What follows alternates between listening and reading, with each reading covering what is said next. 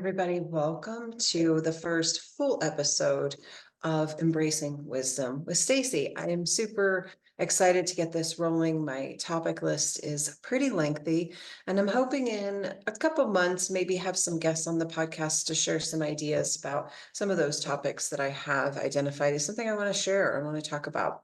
So I wanted to start out, a lot of you who know me personally or have heard my story before know that my beginning of my adult life really set me on a trajectory to really embark in something amazing. And it wasn't until I let go of a lot of very toxic feelings and emotions that I had, like anger, that my life really began to change. So the story goes that I was married at 18. I was planning my wedding my senior year of high school, which was crazy. A lot of my peers were figuring out which college they were going to go to, and I was figuring out which wedding dress and what venue I was going to have for my wedding. So I got married in the fall, and it was a short time later, about 6, 7 months, that I decided natural order of things when you're married is to have children. So we started our family. I was just 19 when my oldest son was born. And a couple of years go by, have another child. It's a girl. Super excited about that. A couple of years later, have another son, and things were going along. And about when my daughter was between the ages of 2 and 3, things started to be hard with her. It was hard to put a finger on what was challenging, but there was something different about her, and neither my husband or I could figure it out. We just thought this is how girls are. And even now, looking back at her infancy, there was not that engagement that you see with babies where, maybe they're laying in their little swing or their carrier and you go up to them and they start to wiggle and get all excited and be engaged. She just never did that. She didn't play with toys the way that my older son did. And I just, sort of being a very young mom, attributed it to being she was a girl and girls are different. It wasn't until she was about 2 to 3 that things started to become evident. It was more than just being a different little girl. And she entered into preschool at age 3, and I was asked to come in and observe. And I thought, well, this is really cool. They want me to come see my daughter in preschool. Very naive, very young-minded mom. And I walked into the preschool and all of the kids were sitting in circle time. And so my eyes are, scanning all those cute little faces to see where she was, and she wasn't there. And I looked at the teacher's aide and kind of a question of like, where is she? Why am I here? And they pulled me into this back room, and she was on this like apparatus swing thing, just spinning and spinning and spinning. And I went to her to get her off the swing, and she was just completely out of her mind. It was so startling to see. And the teacher softly said to me, "This is all she wants to do." So we were able to get her off the swing, and she immediately ran to this easel where there was jars of paint. And she scooped out a whole bunch of paint and just started circling her hand all over the canvas or the paper. And the teacher said, "This is all she wants to do." And so I got to see that while the rest of her peers were doing circle time activities, singing and calendar and all of those things, my child was off in her own orbit, circling and spinning. So they suggested that we go take her to a neurologist to see if there was something going on. And that really began kind of a whole different life that I had no idea I was entering into. And her childhood was very, very hard. Once she was identified with having multiple disabilities, just my life became consumed with that. I was taking her to therapies, and my life was that. And it wasn't maybe that I was trying to fix her. I was just trying to get some sense of normalcy in my life. And it was really hard. I didn't have a connection with her. I didn't have joy with her. Everything was hard. And when you have a child with different needs, it's an impact on the entire family. I know now as my boys are adults, it had a great impact on them that I thought at the time I was trying to balance it all, and I wasn't. And I did my best, but I wasn't. And the impacts on a marriage is great. And when you're with somebody who maybe you aren't seeing eye to eye with, or maybe they have different values, you're 18. What do you know about somebody's values? It really became evident that we were in big trouble. And he ended up deciding that this was too much. It was just too much for him. So he opted out. And I was a single mom with no job. I hadn't really carved out a career at all because I was raising children. And all of a sudden I'm faced with being a single parent with no job. And I wanted stability for my kids. So I opted to stay in the house that we had just had built. And I got a job at a bagel shop, and I got up really early in the morning and went and did my thing and came back and got them to school and then went back to the bagel shop, and somehow we made it. But my emotional state of being at that time was I was angry. This isn't the life I wanted. This isn't the relationship with my child I wanted. This wasn't what I wanted. And I spent a lot of years, toxic years, being angry that this isn't what I wanted, that this isn't fair. And when she entered into elementary school, and there was a clear distinction that she was different than the other little girls, I felt different. I felt that I wasn't the same as the other moms. I felt inferior. I felt that I was being judged. I felt that she was being judged. And I got angrier and angrier and angrier. And I felt more alone and more pissed off. And this is just so unfair.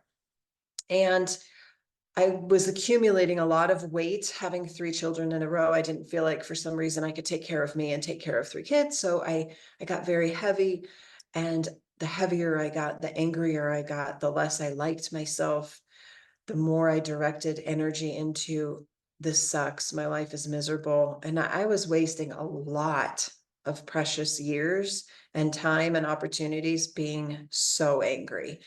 And I decided in March, one spring day, I tend to have these big awakenings in the month of March, which is pretty cool when I look back at my life. But I just decided one morning, I'm done. I'm done being so angry. I'm done being so heavy. I'm just done. And I started this little program of changing my habits.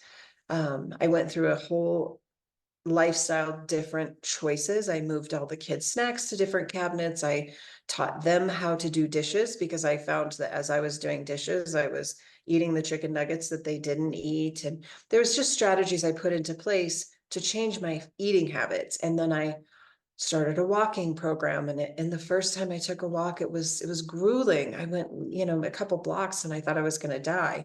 And I was committed. And the more that I walked and spent time by myself, the more I got a chance to look at things and to think about things and who I wanted to become. And I knew that the anger in me was not something I wanted to carry anymore. I was done, and I didn't know how to be done with it, but I knew I was done. So once I started walking and feeling better about myself, because we know from research that walking can do some amazing things to the brain, I started to gain a little bit of confidence, and I bravely joined the local YMCA and took my first yoga class. And at that time, I was still feeling very inferior to other, especially women. I felt like I wasn't thin enough, smart enough, educated enough, a good enough mom. But I took the yoga classes, and I would always enter in and set myself up by the back door so I could just slip out, just get out of there quick. And I remember about the 10th class, I got there late and there was no room at the back. The only spot in this huge, big space was at the front. And I had a choice right there. Do I bail because I'm scared and I'm full of fear, or do I just commit? And so I opted to commit. And I stayed in the class, and I was forced to stay the whole time because I didn't want to trip over people getting from the front to the back.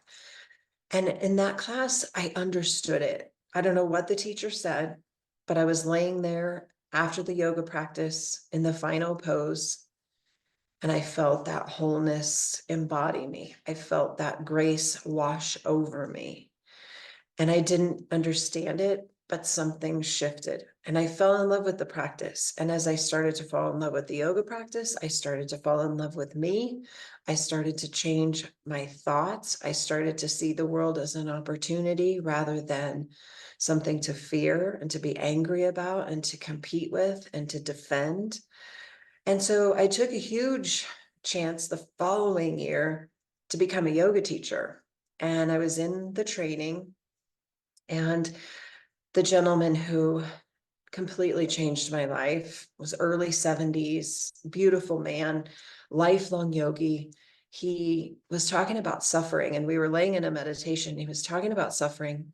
And in my naive, young 25, 26-year-old mind, I was like, he knows nothing about suffering. He knows nothing. And so during the break, I boldly went up to him and started to explain to him that I think he doesn't know anything about suffering. And my daughter suffers every day, and every day is miserable for her. And she doesn't have any friends, and people don't invite her to birthday parties, and people stare at her. And what's her life going to be like? And she's suffering, she's suffering, she's suffering.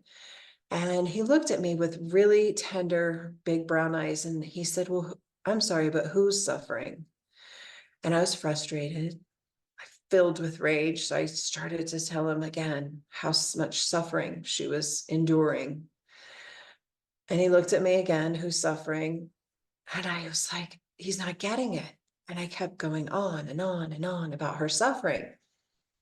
And he held my hands and he got so close to me, eye to eye. And he said, my sweet friend, who was suffering? And it hit me like a thunderbolt in my heart, just. And I realized in that moment, I was suffering. She was fine. So the training was long, 12, 14 hours long. I went home and I looked at her through a different lens for the first time since she was an infant. I looked at her through the lens that she was really fine, that all of the suffering that I had put on her was actually a reflection of my own suffering, my own anger, my own disappointment, my own resentment, bitterness, all of these heavy emotions that I had been carrying and carrying and carrying for years accumulated in me. She was fine. She was happy. She's content. And that was like the moment my life changed, that I had choice then, because choice to suffer is on me. So I realized that perhaps what happened to me at that time, I had this mentality that bad things happened to me, that maybe this experience was happening for me. And so I was continuing to walk, and I had built up my walking regimen to 2 walks a day, which gave me 45 minutes to an hour twice a day to really think about me and think about my choices and think about what was in my heart and purge the stuff that was in the way.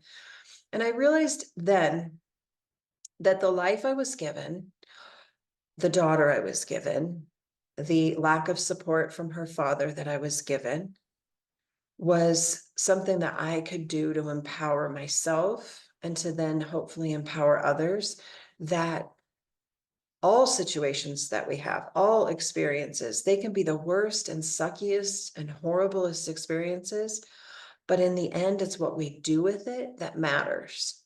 And we can either react to something, which has the root word of action in it, which is forceful, often filled with forceful emotions like anger, rage, bitterness, resentment, or we can respond to it. And responding is genuinely going towards something with care. And I always go back to this. Firefighters, ambulance people, they are first responders. They're going towards the tragedy in an effort to help. So I started to look at my tragedy as how can I take this experience and do something good with it and see that maybe she's in my life to teach me something amazing about myself, to help me heal some of the anger that I have carried my whole life. Disappointment. My parents got divorced when I was little. I didn't have a great relationship with my dad. I felt disappointed a lot. And so what if I could turn those emotions into opportunities? So I started a journey in teaching yoga to people with disabilities because I felt so compelled that if this could make me feel good, all of the people that I am so passionate about, who sit oftentimes alone and isolated, who don't have the means to walk into a yoga studio because of their barriers, whatever those barriers are. How can I bring yoga to them? How can I share with them something that means so much to me and has brought me such clarity and joy? And so I started this business of taking yoga into community agencies where people with disabilities either come and gather to do activities, or perhaps they live there. My whole life changed because I said yes to my daughter, because I saw her through the lens of love versus through the lens of anger. And so I often say that I feel like she is a person who, a beautiful spirit that came into my life, chose me as her mom. How lucky am I? And she opened up this door for me. And I feel like her spirit was saying, if you walk through this door with me, your life is going to change. And so after that training, when I went home and I looked at her through a totally different lens, I walked through that doorway and I partnered up with her spirit and her reason in my life to become the best version of myself. And I realize now that those 8 to 10 years of so much anger was so wasted, but yet now it's so evident the difference between carrying anger for things that you cannot control and carrying so much love and so much joy. And the weight of anger is so heavy, and it will bog you down, and it will prevent you from living your greatest life. And now that I no longer have anger, and instead I have gratitude, I have gratitude for what was given to me, what happened for me. I have so much gratitude every day that she was born as she is, because I learned who I am. I learned what I am. I learned what I can give the world. I found my purpose. I know for sure, had she been born a typical child, I would not be here. I wouldn't be doing this podcast. I wouldn't be teaching adaptive yoga. I wouldn't have had anything like I have in my life that's been so good. So when we think about how do we change our thoughts from this happened to me as this happened for me, a lot of it just comes down to the emotion that's attached to that feeling of anger or that episode. And so when we have this heaviness, this feeling of this happened to me, poor me, victim mentality, victim thinking, we associate that feeling with anger and bitterness and unfairness. But when we can redirect our thoughts to gratitude, to opportunity, to purpose, to joy, all of a sudden that heavy feeling, that heavy weight turns into light. It turns into something that's filled with hope. And scientifically speaking, the megahertz in which our energy vibrates is being able to be measured. And when we feel feelings like anger, rage, bitterness, resentment, our energy frequency is very heavy, very dense, very low. When we feel things like gratitude, which is the highest vibration, love, joy, hope, we're climbing up out of that murky mud into something so beautiful. And in the yoga world, you often see the lotus as a symbol in the yoga practice. And it comes from this knowing that without mud, there would be no lotus. The lotus flower lives in a lake, and the root of that beautiful lotus is the mud. It lives in the darkest, deepest parts of the pond, the heaviest, the hardest. And it seeks the light and it comes up to the surface, and then pop, it opens. And so when we can look at our life in that same way, that we all have hard things, we all have painful things, we have disappointments, we have loss, we have pain. That's the mud. But if we choose to move towards light and bloom into something great, we leave behind with gratitude that mud, because that's where it began.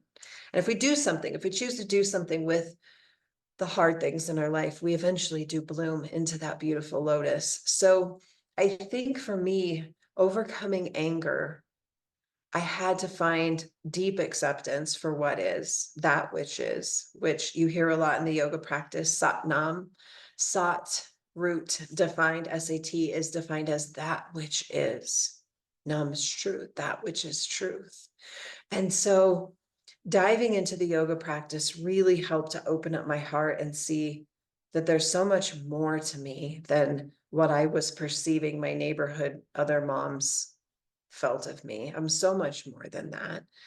And I'm not just going to live in this place of bitterness and anger, that there's something here for me to do, that there's more to my life than just carrying anger. And what a waste of an entire life to be angry of things you may have had no control over. So when we redirect our thoughts to possibilities, to gratitude, to hope, we not only shift the thought process in our brain, neurotransmitters are always going into that this sucks place, and we redirect and turn the car around to a place in our brain that there's possibility and hope and optimism. So we do that on the brain level, and then on the energy level, we take those feelings of heaviness and ugh, and we turn it into light emotions. We then vibrate at a frequency where we attract good, we attract opportunities, we attract like-minded people, we attract love, we attract goodness because we're living in that frequency. And so to overcome anger, it takes a really hard look at what you're attached to that maybe you have no control over. And why are you attached to that? And what are you getting from being angry all the time? And I knew in that moment of waking up in that early March day, what I was getting from being angry all the time was misery. And I was done. I was so done. And so when we can consciously think about, why am I carrying this? What am I getting out of it? I don't want to do this anymore. And then make the choice to take off that heavy backpack filled with dark, heavy emotions and set it aside. Then all of a sudden, our life becomes very, very different. So for me, overcoming the anger really put me on a path of greatness. And I'm even grateful that I had that experience, because now I can see those, the paradox of those emotions. I can see the difference. I can see what that feels like. And I don't ever want to feel that way again. Not that I don't have moments where I'm disappointed or angry, or I have real human emotions for sure, but I'm not carrying it. I'm not choosing to stay there. And seeing that all experiences that we have in our life, even when we're in a tremendous amount of pain, there is possibility there to come out of that pain and then do something with it. I was a guest on a podcast yesterday, in a stroke recovery podcast, telling a little bit about my story. And we were talking about just what do we do with it? What do we do with when we're thinking our life is one way and then it ends up, being very, very challenging. And really it can be just as simple as, if you're going through something challenging and hard and you see hope in the end, little dot of hope in the end of your tunnel, and you can reach for that hope, then you in your actions inspire other people to do the same. You don't have to go out and, write a book about it and be famous, but just taking something that's been hard in your life, turning it inside out towards hope and possibility, that inspires other people to do the same. And the ripple effect that you have given the world by courageously and bravely choosing to say, I'm done being angry. This is what my life has been. Maybe you had an absent parent. Maybe you grew up in poverty. Maybe you flunked college. Maybe you got divorced a few times. Take all of that collection, look at it through an examining lens, and then push away the pain part and the anger part and see what's left. Because I could guarantee you that there's richness that you've gained through those hard experiences. Our human culture, our human behavior is to dwell on what we don't have. And when we do that, we're missing all that we do have. So for me, overcoming anger opened up a whole new world where it's unlimited. It's unlimited in greatness. And so that's what I learned through my story, my experience. And my beautiful daughter actually turns 30 in a couple weeks. And what a gift. And I'm going to celebrate her and enjoy her. I do every day, but especially when she's 30. That's a big one. So I'm grateful for her. And I hope that you can see in your own life and your own pain that there's opportunities to be light and to inspire and to put in a little pebble into that lake and have a ripple effect on others. It's worth it. Have a beautiful day. I'll see you next week. Take care.